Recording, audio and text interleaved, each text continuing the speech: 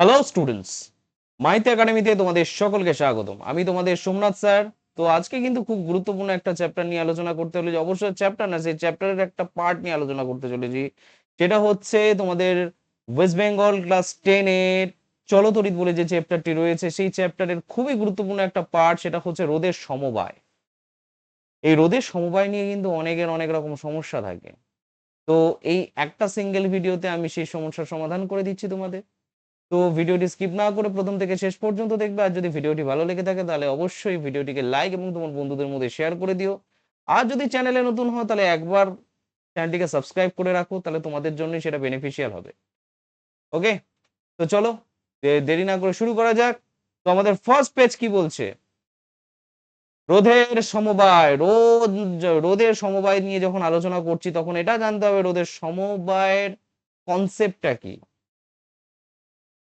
বিষয়টা এখানে হয়তো আমি কনসেপ্টের সংজ্ঞা দিইনি, একটু তোমাদেরকে বলে দিই। দেখো, রোধের সমবায় বলতে কিচ্ছু না। ব্যাপারটা হচ্ছে কতগুলো রোধ নিলে, তুমি রোধ নিয়ে একসঙ্গে যুক্ত করলে, সেটা একটার পরে একটাকে যুক্ত করবে। এখানে যেরকম একটার পর একটাকে যুক্ত করা আছে, এরকম একটা রোধের পরে আরেকটা রোধকে যুক্ত করবে এরকম ভাবে না।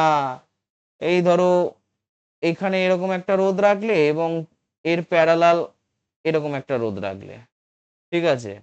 তো কিভাবে যুক্ত করবে সেটা তোমাদের ব্যাপার। তবে কতগুলো রোধ নিয়ে একটা সজ্জা তৈরি করা, এটাই হচ্ছে রোধের সমবায়, আর কিছু না। একদম সিম্পল জিনিস, ঠিক আছে? রোধের সমবায় বেসিক্যালি তিন রকমের হয়। এই সজ্জার উপর ভিত্তি করে আমরা রোধের সমবায়কে তিনটে ভাগে ভাগ করে থাকি। একটা হচ্ছে শ্রেণী সমবায়, একটা হচ্ছে সমান্তরাল সমবায়, আর তিন হচ্ছে মিশ্র সমবায়। ওকে, তো শ্রেণী সমবায় কি বলছে, সমান্তরাল সমবায় কি বলছে, আর মিশ্র সমবায় বা কি বলছে সেটা আমাদেরকে জানতে হবে। দেখো, যখন কোনো বর্তনীতে তার রোধগুলি রোধগুলো একই পথে যুক্ত থাকে, অর্থাৎ একটির শেষ প্রান্তের সঙ্গে অপরটির প্রথম প্রান্ত যুক্ত থাকে, তখন তাকে আমরা শ্রেণী বর্তনী বলে থাকি। এক্ষেত্রে বর্তনীর সকল উপাদানের মধ্যে দিয়ে একই পরিমাণ বিদ্যুৎ প্রবাহিত হয়। বিদ্যুৎ মানে তড়িৎ প্রবাহিত হয় আর কি। আচ্ছা, তুমি এখানে একটা ছবি লক্ষ্য করো। এই ছবি দিয়ে আমি ব্যাপারটাকে ভালো করে বুঝিয়ে দিচ্ছি, বুঝে নাও জিনিসটা। কনসেপ্টটাকে যদি ভালো করে বুঝে নিতে পারো তাহলে তোমার পক্ষে কিন্তু মানে শ্রেণী সমবায়, সমান্তরাল সমবায়, মিশ্র সমবায় কোনো কিছুই বোঝা অসম্ভব কিছু নয়। দেখো, আমি যদি এই যে R1 রোধটাকে যদি দেখি, এই R1 রোধটাকে যদি দেখি, তাহলে R1 রোধের দুটো পয়েন্ট দেখতে পাচ্ছ। এবার এই R1 রোধের ধরো শুরুটা হচ্ছে এ প্রান্ত থেকে আর শেষটা হচ্ছে বি প্রান্তে বা বি পয়েন্টে। আর এই বি পয়েন্টটাই হচ্ছে, দেখো, R2 যে রোধটা রয়েছে সেই R2 রোধের শুরু, আর সেই R2 রোধের শেষ ধরো সি পয়েন্টে রয়েছে। আবার সি পয়েন্টটা হচ্ছে আবার R3 রোধ যেটা রয়েছে তার শুরু, আর ডি পয়েন্টে গিয়ে সেটা শেষ হচ্ছে। কথাটা বোঝাতে পারছি? শ্রেণী সমবায় সেটাই থাকে। শ্রেণী সমবায়ে যে রোধগুলো থাকে, একটা রোধের শেষ প্রান্ত অপর রোধের প্রথম প্রান্ত হয়, আর কিচ্ছু না। একদম দ্যাট সিম্পল, আর কিচ্ছু না। এইবারে একটা কথা বলি, এর মধ্যে দিয়ে মানে প্রত্যেকটা রোধের মধ্যে দিয়ে কোন জিনিসটা একই থাকে, সেটা হচ্ছে তড়িৎ প্রবাহটা। অর্থাৎ এইটা দেখো, একটা আমি সোর্স দেখতে পাচ্ছি। এই সোর্সের ভোল্টেজটা কত? ভি। সেই ভি ভোল্টেজের সোর্স থেকে কি হচ্ছে, আই পরিমাণ কারেন্ট ফ্লো করছে। কার মধ্যে দিয়ে? এই R1, R2 আর R3 এর মধ্যে দিয়ে।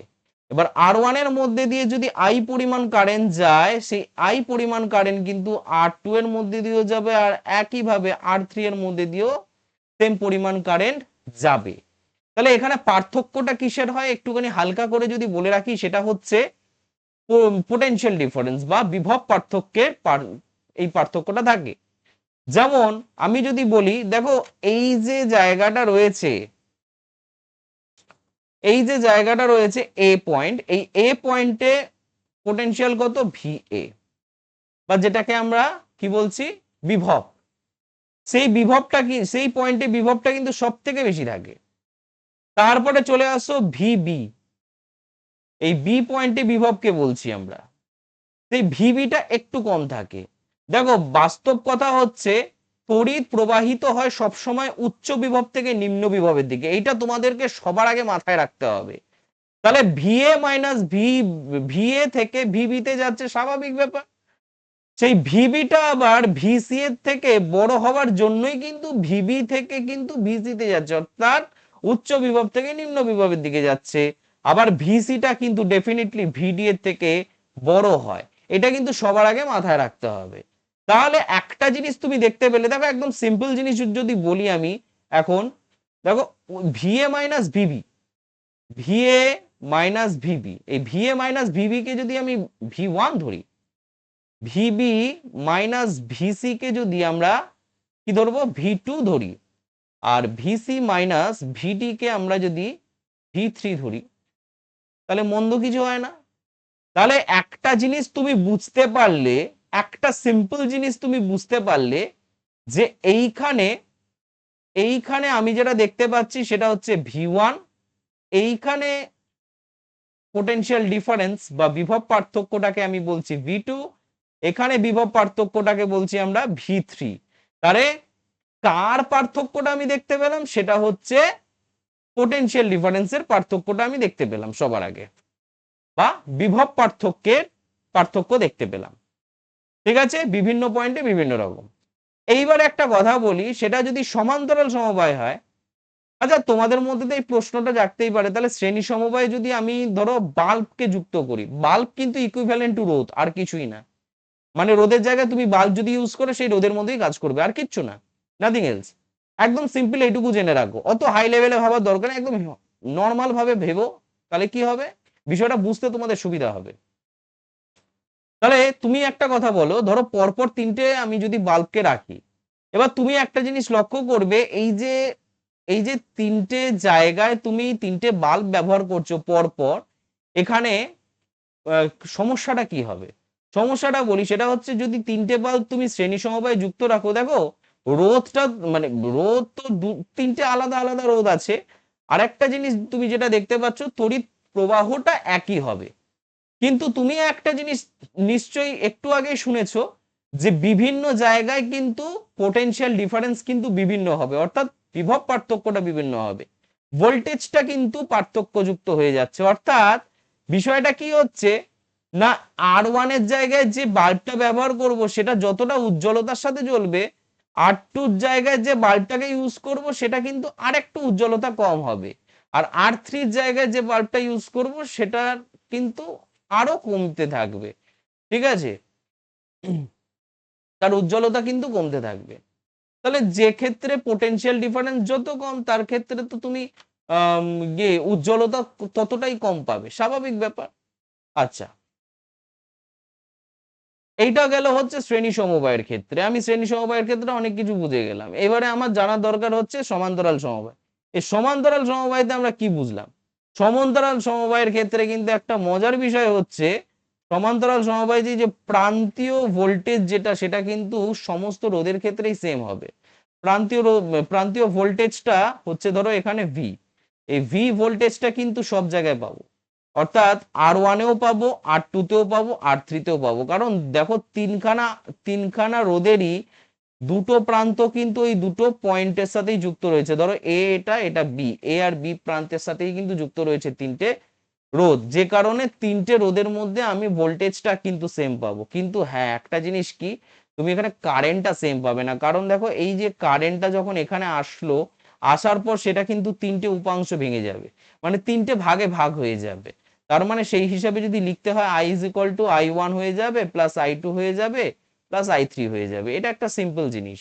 আর এইখানে যে ভোল্টেজ, এখানে আমরা এই যে ভোল্টেজ, সোর্স ভোল্টেজটা, এই সোর্স ভোল্টেজটা তিনটে ভাগে ভাগ হয়ে যাবে, V1 plus V2 plus V3। ঠিক আছে, এই বিষয়গুলো নিয়ে আমরা পরে একবার আলোচনা করব, সেটা নিয়ে কথা না।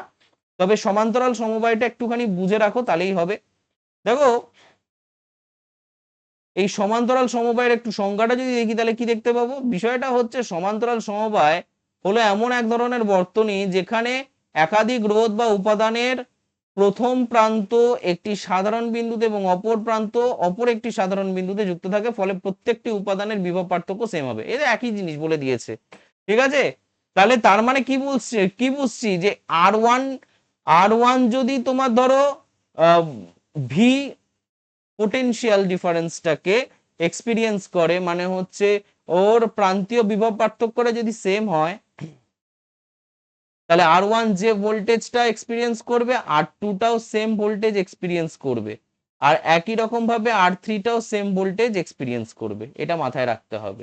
ইকুয়াল টু সাইন না, এটা জাস্ট বোঝাতে চাইছি আর কি, ঠিক আছে? ইকুয়াল টু ভেবে নিও না আবার। যাই হোক, এবারে মিশ্র সমবায় ঢুকে যায়। মিশ্র সমবায় কি দেখতে পাবো ভাই? মিশ্র সমবায় বলতে কিছুই না, ব্যাপারটা হচ্ছে শ্রেণী আর সমান্তরাল দুটোকে এক করে দিয়েছে, পাঁচ মিশালি তরকারি বানিয়ে দিয়েছে, আর কিছু না। মিশ্র মানে হচ্ছে পাঁচ মিশালি তরকারি, এক কথায়। কি হচ্ছে না, আমরা যে শ্রেণী সমবায় জানলাম আর সমান্তরাল সমবায়কে আলাদা আলাদা ভাবে যে আমরা দেখলাম, বিষয়টাকে বুঝলাম ডিটেলে, ঠিক আছে, সেটাকেই একদম কি করা হচ্ছে, একদম একসাথে করে তৈরি করা হচ্ছে কি মিশ্র সমবায়। তাহলে এইটা, এই চিত্রটা দেখলে ব্যাপারটা আরো ভালো ক্লিয়ার হবে। তুমি এখানে লক্ষ্য করো, এখানে R3 R1 আর R1 আর R2 এই তিনটে দেখো, এই তিনটের প্রান্তীয় বিভব পার্থক্য কিন্তু সেম।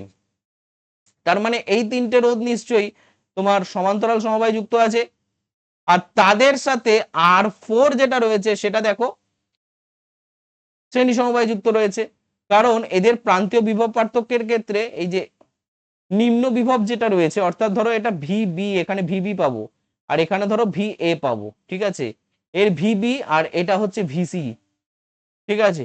বিষয়টা কি হচ্ছে না, R4 যে রেসিস্ট্যান্সটা রয়েছে বা রেসিস্ট্যান্সটা রয়েছে, সেই রেসিস্ট্যান্সের দেখো এর এই এই যে সজ্জাটা, এই যে সজ্জাটা, এই যে সমবায়টা, এর সাথে কিন্তু কি আকারে রয়েছে, শ্রেণী সমবায় রয়েছে। তাহলে সমান্তরাল সমবায়ও দেখতে পেলাম, শ্রেণী সমবায়ও দেখতে পেলাম। তাহলে সেক্ষেত্রে তো আমি এই ধরনের সমবায়কে বলতে পারি মিশ্র সমবায়। যখন কোনো বর্তনীতে শ্রেণী ও সমান্তরাল সমবায় এই দুই পদ্ধতির সমন্বয়ে রোধগুলো যুক্ত থাকে, তখন তাকে আমরা মিশ্র সমবায় বলে থাকি। এটা কিন্তু সবার আগে বুঝতে হবে আমাদের। তো নেক্সট আমরা কি বুঝবো দেখো, এবারে তুল্য রোধ সম্পর্কে আমাদের আইডিয়া করতে হবে। তুল্য রোধ ছাড়া কিন্তু আমরা কিছুই করতে পারবো না। দেখো বলছে কোনো বর্তনী দুটি বিন্দুর মধ্যে যুক্ত একাধিক রোধের একটি সমবায়ের পরিবর্তে যদি আমি একটা সিঙ্গেল রোধ ব্যবহার করি, তাহলে সেই সিঙ্গেল রোধটাই হচ্ছে আলটিমেটলি কিন্তু এখানে তুল্য রোধ হয়ে গেল। মানে প্রান্তীয় বিভব পার্থক্যটা একই হবে, সেমই হবে। মানে ধরো আমি যদি তোমাকে একটা উদাহরণ দিই তাহলে বুঝতে পারবে। এই আগের পেজের উদাহরণটাই আমি এখানে বসিয়ে দেবো। এই যে এই উদাহরণটাই বসাবো, আমি শুধু এ থেকে ডি পর্যন্ত এইটুকু আঁকবো আমি। ধরো শ্রেণী সমবায়ের কথাই বলছি, এই এই এই এখানে R1 ছিল, এখানে R2 ছিল, এখানে R3 ছিল, এটা এ পয়েন্ট ছিল, এখানে এ পয়েন্ট ছিল, এখানে আমি রেখেছিলাম বি পয়েন্টকে, এখানে রেখেছিলাম সি পয়েন্ট, আর এখানে রেখেছিলাম ডি পয়েন্টকে। তাহলে আমি এখানে যেটা দেখতে পেয়েছিলাম, এখানে আমি যেটা দেখতে পেয়েছিলাম সেটা হচ্ছে V1, এখানে পোটেনশিয়াল ডিফারেন্স যেটা দেখতে পেয়েছিলাম সেটা হচ্ছে V2, এখানে পোটেনশিয়াল ডিফারেন্স যেটা দেখতে পেয়েছিলাম সেটা হচ্ছে V3। এটা মাথায় থাকলো, খুব ভালো কথা। এবার বিষয়টা কি হচ্ছে না, কিছুই না। তোমার যদি ধরো তুমি এই এতগুলো, এই তিনটে রোধের বদলে তুমি যদি একটা সিঙ্গেল রোধ ইউজ করতে, সিঙ্গেল রোধ আমি একটা ইউজ করলাম, আর এখানে পয়েন্টটাকে দিয়ে দিলাম এ, এখানে পয়েন্টটাকে দিয়ে দিলাম ডি, আর এটা হচ্ছে আর, তখন এই আরটাই হয়ে যাবে। তুমি দেখো একটা জিনিস, এই আর যে রোধটা রয়েছে, এই রোধটা কিন্তু এ আর ডি এর মাঝখানে রয়েছে, আর এখানেও এ আর ডি এর মাঝখানে কিন্তু এই তিনটে রোধ যুক্ত রয়েছে। তাহলে এই তিনটে রোধের বদলে আমি কি করছি না, একটা নির্দিষ্ট রোধকে ইউজ করছি, তখন সেই রোধটা হয়ে যাবে হচ্ছে তুল্য রোধ। আর এই রোধের সাথে কিন্তু এই রোধের একটা দারুণ সম্পর্ক রয়েছে। দেখি পরের পেজে আমি কনসেপ্টটা দিয়েছি কিনা। দেখো, তাহলে এখানে আমরা কি বুঝতে পারলাম, বিষয়টা হচ্ছে কিছুই না, ফর্মুলাটা হচ্ছে এখানে R equals to R1 plus R2 plus R3। ঠিক আছে, এটা মাথায় থাকলো, খুব ইজি একটা কনসেপ্ট। এই ফর্মুলাটা মনে রাখবে। এবার ডেরিভেশন গুলো এইগুলো এখন আপাতত আমার মনে হয় না দরকার আছে বলে, তো এগুলো যখন ডিটেল আলোচনা করব চ্যাপ্টারে তখন তখন দেখা যেত আর কি। কিন্তু এখন সামনে টেস্ট পরীক্ষা, এখন আমাদের মেন জিনিসগুলো জানতে হবে। আর তোমাদের ডেরিভেশন দেবেও না যে প্রমাণ করো তুল্য রোধ ইজ ইকুয়াল টু এটা তোমার R is equal to R1 + R2 + R3। Basically দেখো অনেক সময় দেয়, অনেক সময় দেয় না। আমি বলবো না একদম এক্স্যাক্টলি 100% বলবো না যে দেয় না, দিতেই পারে। ঠিক আছে, এবার সেটা যদি তোমাদের রিকোয়ারমেন্ট থাকে তোমরা কমেন্ট বক্সে জানিও, আমি তাহলে সেই ডেরিভেশন গুলো শিখিয়ে দেবো একবার, অন্য একটা ভিডিও করে ডেরিভেশন গুলো দেখিয়ে দেবো। ঠিক আছে, তাহলে এই জিনিসটাই যদি আমি সমান্তরাল সমবায়ের ক্ষেত্রে করতাম, সমান্তরাল সমবায়, এই ধরো একটা রোধ, এই ধরো একটা সুন্দর রোধ, এই ধরো একটা রোধ, ব্যাস ঠিক আছে। তাহলে এটা R1 আছে, এটা R2 আছে, এটা R3 আছে, এটা ধরো এ পয়েন্ট, এটা ধরো এ পয়েন্ট, আর এটা ধরো বি পয়েন্ট। ক্লিয়ার? এবার এর বদলে আমি কি করছি, একটা সিঙ্গেল রোধ ইউজ করছি, রোধ আর প্রাইম নিলাম। ঠিক আছে, আরও নেওয়া যায়, আর প্রাইম নিলাম কারণ আমি এখানে অলরেডি আর ধরে ফেলেছি, আর একজন নিয়ে নিয়েছি, আর নেওয়া যাবে না। তাহলে এখানে আমি তাহলে ফর্মুলা অনুযায়ী যদি দেখতে হয়, এখানে এ পয়েন্ট, এটা বি পয়েন্ট। এবারে এখানে আর প্রাইম যেটা সেটাই তুল্য রোধ। ঠিক আছে, তাহলে এখানে আর প্রাইমের সাথে এদের একটা সম্পর্ক, তাহলে 1/r প্রাইম ইকুয়ালস টু হচ্ছে 1/r1 plus 1/r2 plus 1/r3। ব্যাপারটা বুঝলে? 1/r prime equals to 1/r1 plus 1/r2 plus 1/r3। এটা কিন্তু মোস্ট ইম্পর্টেন্ট একটা ফর্ম। ঠিক আছে, এই ফর্মগুলো মনে রাখলে তাহলে কিন্তু অঙ্কগুলো করতে আর অসুবিধা হবে না। আমি বক্স করে দিচ্ছি, তোমাদের বুঝতে সুবিধা হবে। ক্লিয়ার? আমরা এবারে কি করব একটুখানি, তার তুল্য রোধ তো আমাদের বোঝা হয়ে গেল, তারপর চলে যাব হচ্ছে এবারে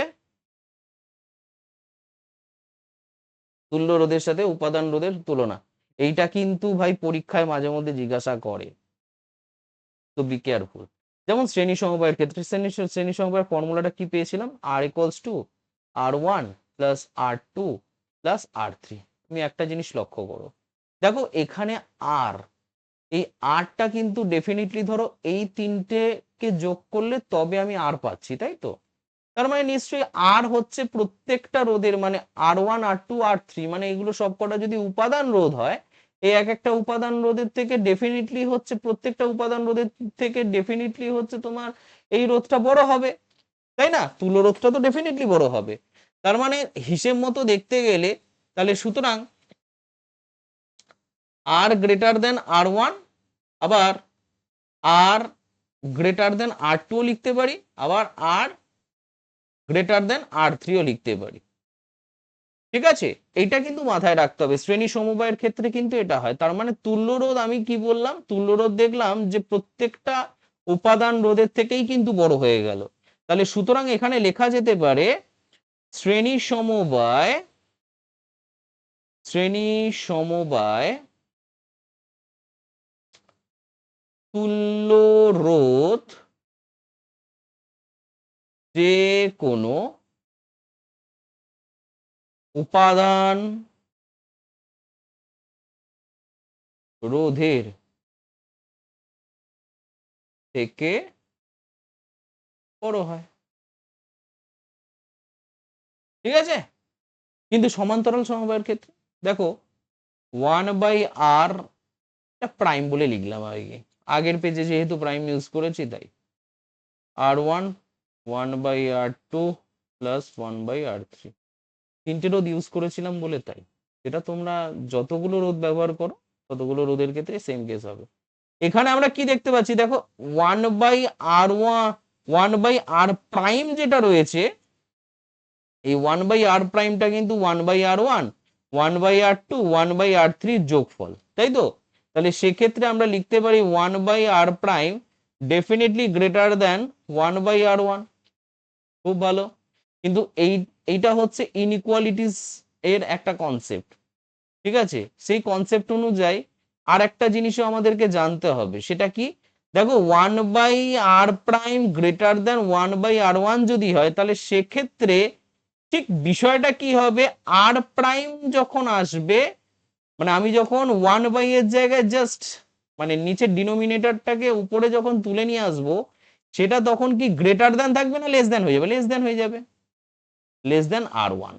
মানে 1/r প্রাইম যদি 1/r1 এর থেকে বড় হয়, তাহলে আর প্রাইম কিন্তু লেস দ্যান R1। পুরো কনসেপ্টটাই চেঞ্জ হয়ে গেল, পুরো ব্যাপারটাই চেঞ্জ হয়ে গেল। তোমরা ভেবেছিলে তাহলে 1/r prime greater than 1/r1, তাহলে ঠিক আছে, তাহলে আর প্রাইম গ্রেটার দ্যান R1 হয়ে যাবে।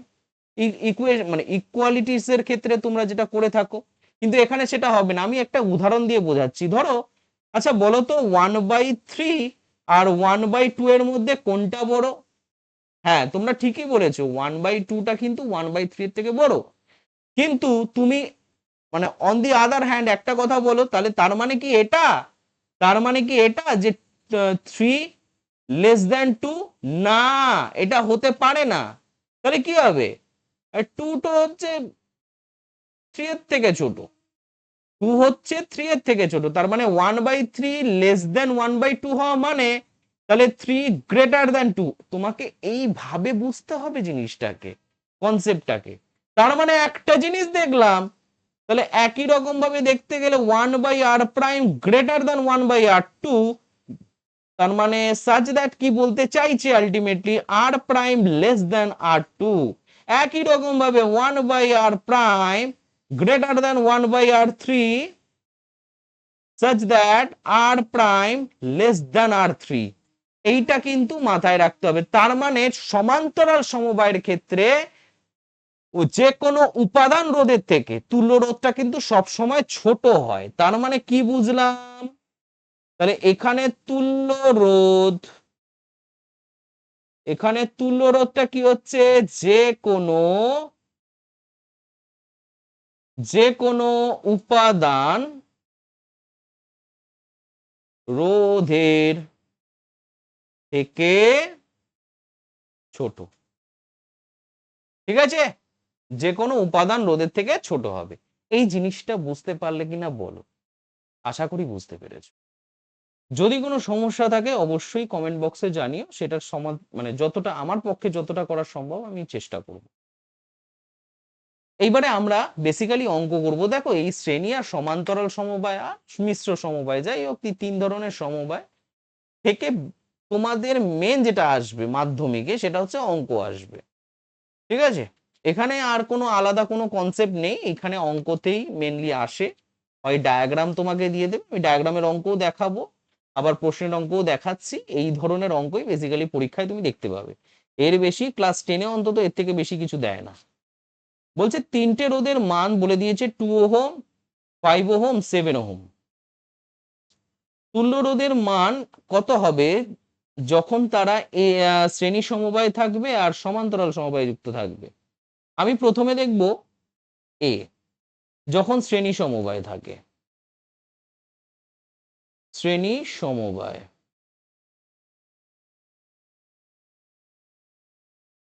শ্রেণী সমবায় যখন থাকবে,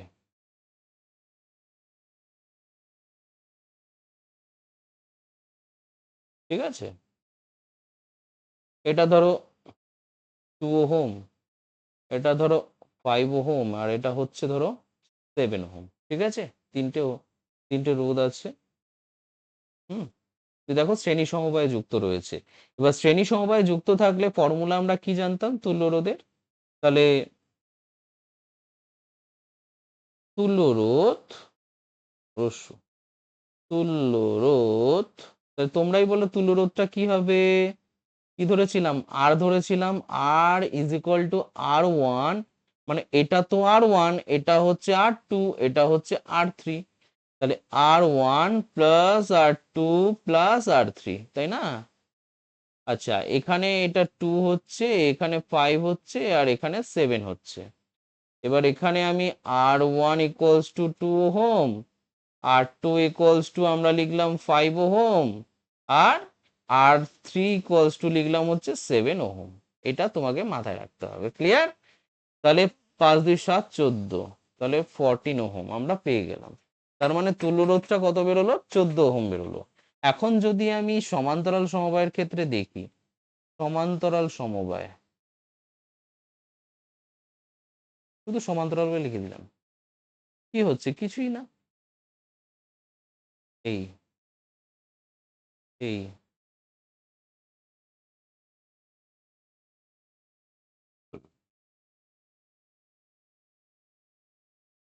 এটা হচ্ছে 2 ওহম, এটা হচ্ছে 5 ওহম, আর এটা হচ্ছে 7 ওহম। ঠিক আছে, তিনটে রোধ আছে, তিনটে রোধ হচ্ছে সমান্তরাল সমবায় রয়েছে।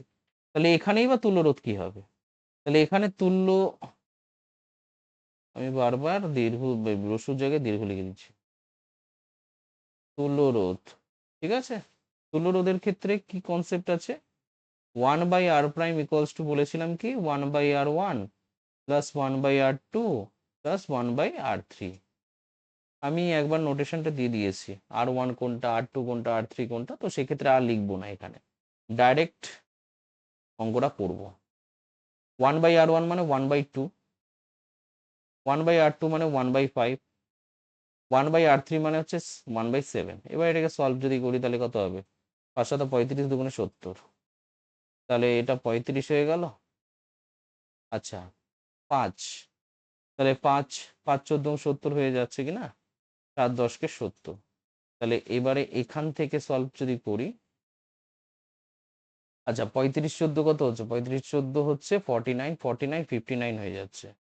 তাহলে 59/70 মানে 59/70 ওহম, এটা বলে দিয়েছে। আর বেশি কিছু আমি করতে যাব না, বেশি কিছু দেখেও লাভ নেই। সরি সরি সরি, ওহম কেন হতে যাবে? হ, না ওহম হবে না, দেখো এখানে গল্প আছে। তাহলে এখানে আমরা এখন বর্তমানে কি দেখতে পাবো? এবার দেখো 1/r' ইকুয়ালস টু হচ্ছে 59/70, এটা স্বাভাবিক। তাহলে r' ইকুয়ালস টু কত পাচ্ছি? 70/59। এটাকে আর আলাদা করে আমি ভাঙতে গেলাম না, এটাই আনসার হবে। ঠিক আছে, সিম্পল, 70/59 ওহম। ক্লিয়ার?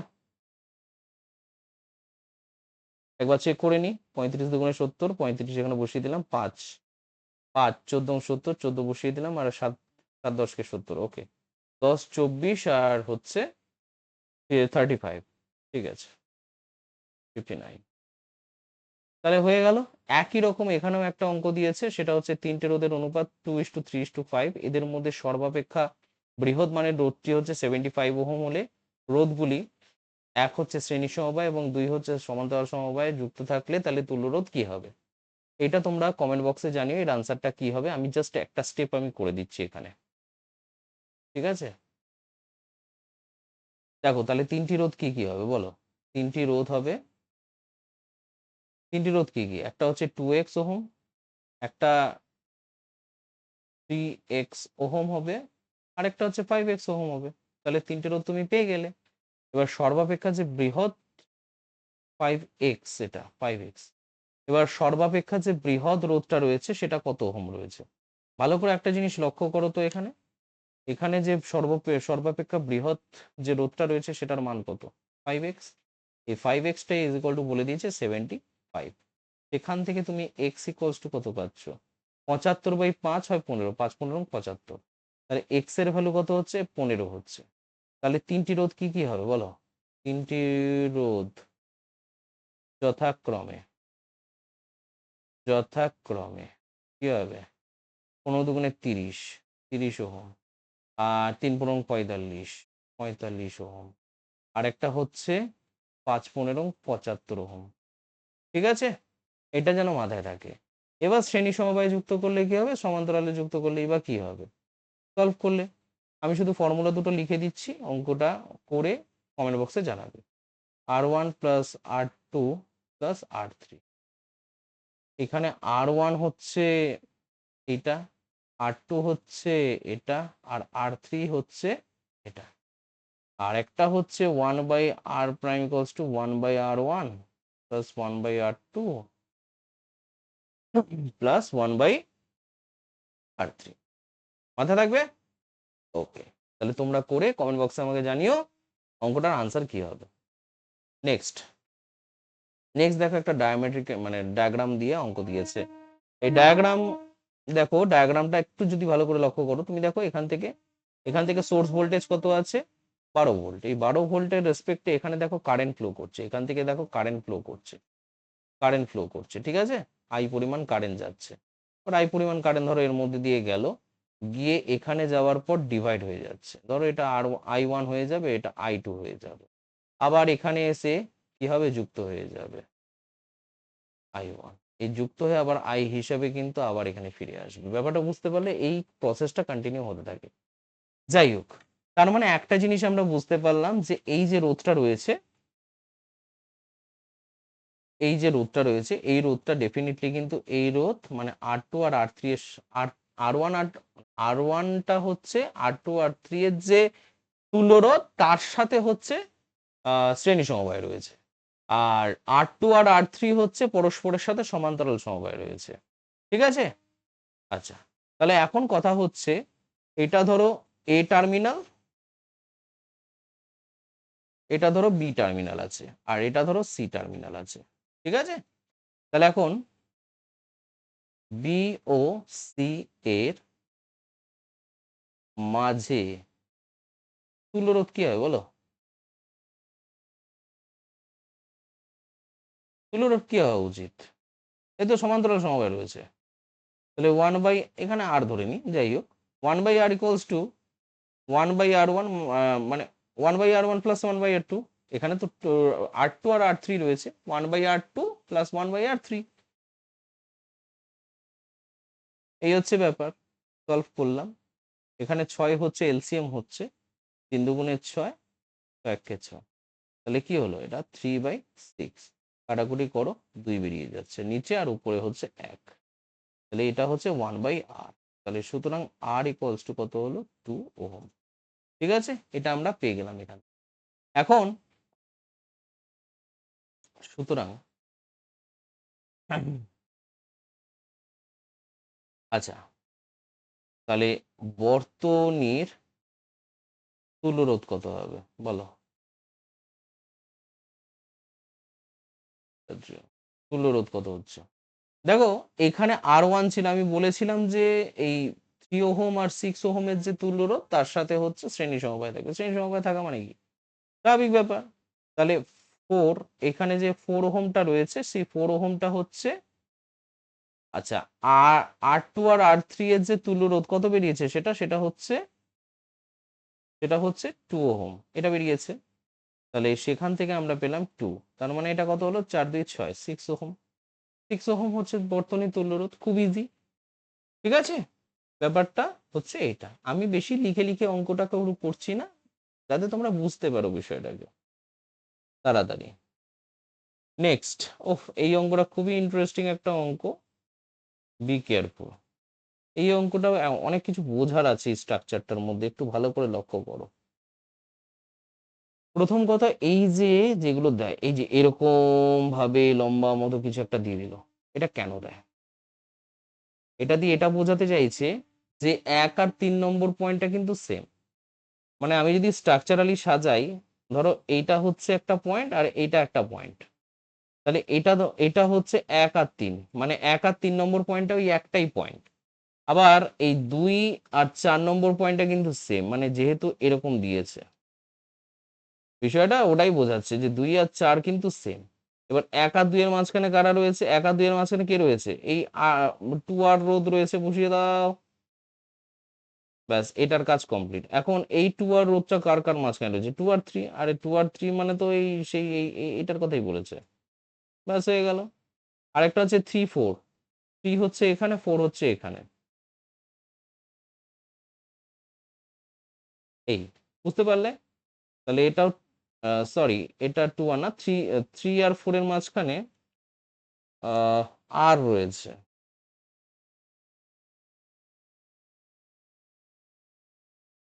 এটা আর রয়েছে, এটা 2r রয়েছে, ঠিক আছে, এটা মাথায় রাখতে হবে। তাহলে এই 3টে রোধ কিন্তু পরস্পরের সাথে সমান্তরাল সমবায়ে যুক্ত রয়েছে। তো এই পয়েন্টটা হচ্ছে এ পয়েন্ট, আর এই পয়েন্টটা হচ্ছে বি পয়েন্ট। তো এ আর বি এর মাঝখানে যে তুল্য রোধটা হবে সেটা কত হবে? এখন কথা হচ্ছে এটা, দেখো, কনসেপচুয়ালি যদি দেখতে হয়, আমি যদি এ ও বি এর মাঝে তুল্য রোধটাকে কি ধরলাম, আবার সেই দীর্ঘ, আমার বদভ্যাসে পরিণত হয়ে গেছে। সেটাকে যদি আমি ক্যাপিটাল আর প্রাইম নিলাম, তাহলে সমান্তরাল সমবায় যেহেতু যুক্ত রয়েছে, তাই সুতরাং 1/r prime equals to 1/r1 plus 1/r2 plus 1/r3। ঠিক আছে, 1/r1 এর জায়গায় r লিখলাম, 1/r2 এর জায়গায় 2r লিখলাম, 1/r3 এর জায়গায় 2r লিখলাম। ঠিক আছে, তাহলে এখানে এবারে কোনটাকে কি বলে একটু লিখে দিই। সেটা হচ্ছে ধরো r1টাকে আমরা ধরেছিলাম r, r2টাকে ধরেছিলাম হচ্ছে ধরো 2r, আর r3টাকে ধরেছিলাম হচ্ছে ধরো 2r। খুব ইজি। এবার এটাকে সলভ করো, নর্মালি সলভ যদি করি 2r পাচ্ছি, এখানে 1/r প্রাইম থেকেই যাচ্ছে। আচ্ছা, এখানে r আছে, এখানে 2r আছে, তার মানে এখানে 2 থাকবে, এখানে 1 থাকবে, এখানে 1 থাকবে। কত হচ্ছে এখান থেকে? এটা 4/2r। এবার কাটাকুটি করে দাও এর সাথে, তাহলে 2/r, এটা হচ্ছে 1/r প্রাইম। তাহলে r প্রাইম ইকুয়ালস টু কত হচ্ছে? r/2 হয়ে যাচ্ছে না? এটা এই পাশে লেফট হ্যান্ড সাইড উল্টালে রাইট হ্যান্ড সাইডটাও উল্টাবে। তাহলে একটা জিনিস আমি বুঝলাম, সেটা হচ্ছে তুল্যরোধটা কত? r/2, তাই না? এটাই তোমাকে জিজ্ঞাসা করবে। তাহলে সুতরাং এ ও বি এর মাঝে তুল্য রোধ কত হচ্ছে? r/2। ঠিক আছে, r/2 ওহম হলো।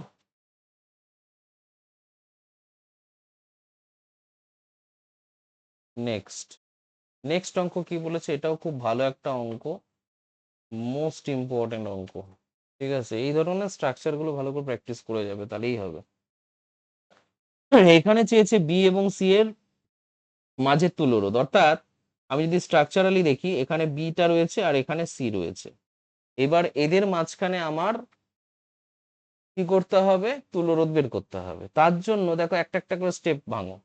এটা সি ছিল, প্রথমে সি আর এর মাঝখানে তুল্যরোধটা বের করি, খুব ইজি। তাহলে প্রথমে এ ও সি এর মাঝে তুল্যরোধ, তোমাদেরকে একটু স্ট্রাকচারটা এঁকে দেখিয়ে দিচ্ছি।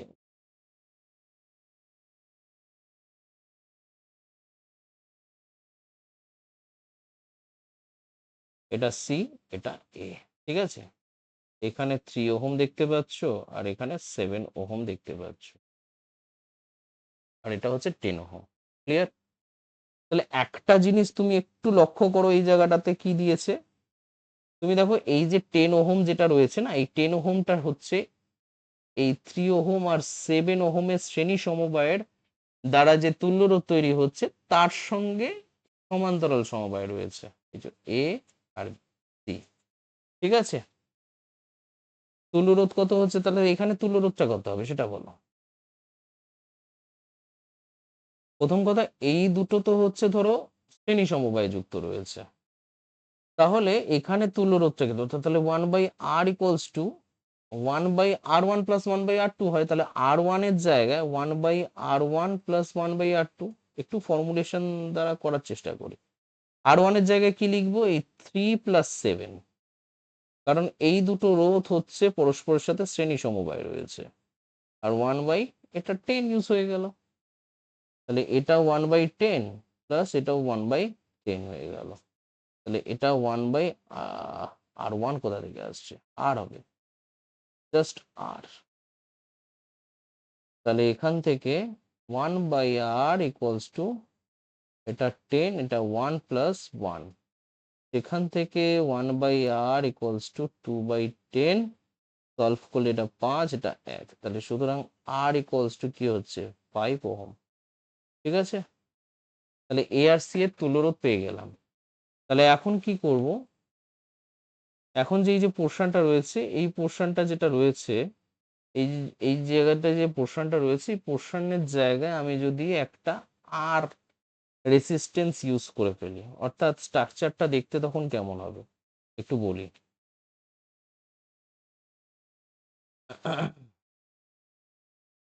এটা এ, এটা সি হয়ে গেল, আর এখানে হয়ে গেল 5 ওহম, ঠিক আছে। এবার তার সাথে তুমি দেখো এ আর বি, এ বি মানে এইদিকে আনো টেনে, এটা বি, ঠিক আছে, কিছু করার নেই, আনতে হচ্ছে ওরকম ভাবে। এবার বি আর সি, বি আর সি এর মাঝখানে একটা সিঙ্গেল রেসিস্টেন্স রয়েছে, সেটা কে? 5 ওহম রেসিস্টেন্স এটা রয়েছে। স্ট্রাকচারটা দেখতে ঠিক এরকম হবে। এইবারে এইখানে আমরা তাহলে এখন কি বের করব? বি আর সি এর মাঝখানে তুল্যরোধ। তাহলে বি ও সি এর মাঝে তুল্যরোধ কত হচ্ছে? তুল্যরোধ, ঠিক আছে।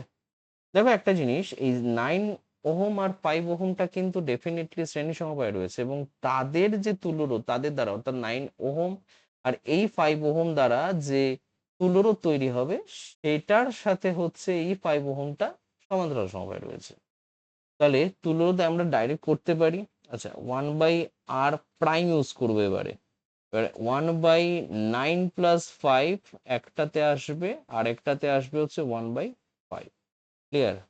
তাহলে 1/r prime equal to 1/14 plus 1/5 চলে আসবে। এখান থেকে 14, 5 14 70 হয়ে যাচ্ছে, আর এখানে এটা 5 হয়ে যাচ্ছে, এটা 14 হয়ে যাচ্ছে। তাহলে এখান থেকে আমরা পেলাম হচ্ছে 19/70। তাহলে সুতরাং এখানটা রাখি, সুতরাং তাহলে 1/r প্রাইম ইকুয়ালস টু 19/70। তাহলে সেখান থেকে আর প্রাইম ইকুয়ালস টু হচ্ছে 70/19। আমি এটাকে আর মিক্স ফ্র্যাকশনে কনভার্ট করলাম না, তাহলে এত ওহম পেয়ে গেলাম। মোস্ট ইম্পর্টেন্ট, ভালো অঙ্ক, আর এটাই হচ্ছে আনসার। তো যাই হোক, তো আর কিছু আছে কি? না, আর কিছু নেই। তো অবশ্যই তোমরা কিন্তু এই কমেন্ট বক্সে জানিও যে অঙ্কটার আনসারটা কি বেরিয়েছে, সেকেন্ড অঙ্কটা যেটা রয়েছে। আর এছাড়া আরো ইন্টারেস্টিং বেশ কিছু কনসেপ্ট বোঝার জন্য চ্যানেলটিকে সাবস্ক্রাইব করে রাখো, এবং তার পাশে থাকা বেল আইকনটি ক্লিক করে রাখো, যাতে যখনই ভিডিও আপলোড করব তোমাদের কাছে সেই নোটিফিকেশনটি পৌঁছে যাবে। আর তাছাড়া আমাদের টেলিগ্রাম গ্রুপ রয়েছে, টেলিগ্রাম চ্যানেল রয়েছে, সেই টেলিগ্রাম চ্যানেল ডেসক্রিপশনে লিঙ্ক দেওয়া আছে, সেই লিঙ্কে ক্লিক করে অ্যাড হয়ে যাও। ওখানে বিভিন্ন রকম তোমাদের স্টাডি ম্যাটেরিয়ালস প্লাস হচ্ছে তোমাদের বিভিন্ন পিডিএফস দেওয়া হবে ফ্রিতে। তো তোমরা অবশ্যই সেটাকে কালেক্ট করে নিও। তো চলো, after all thanks for watching.